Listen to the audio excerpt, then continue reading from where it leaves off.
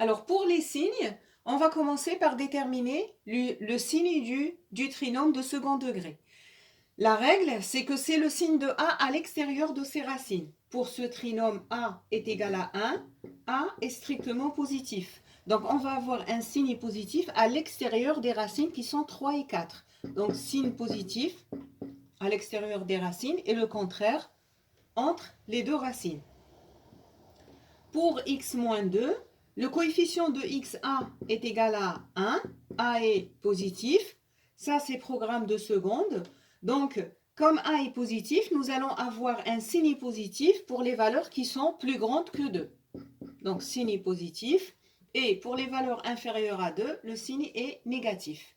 On peut maintenant déduire le signe du quotient. Plus sur moins, ça fait moins. Plus sur plus, ça fait plus. Moins sur plus, ça fait moins. Et plus sur plus, ça fait plus. Maintenant, on va déterminer l'ensemble des solutions de cette inéquation. On voudrait que cette inéquation, que ce quotient soit supérieur ou égal à 0, c'est-à-dire de signe positif.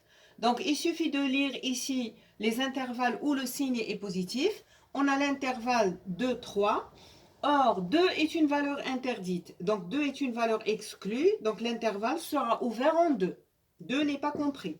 Jusqu'à 3, comme l'inégalité est large, 3 est une valeur qui annule le quotient, donc elle est comprise. On ferme l'intervalle en 3.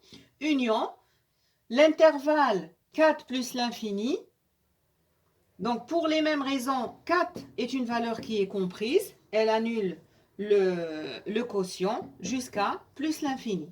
Ainsi, nous venons de déterminer l'ensemble de solutions de cette inéquation.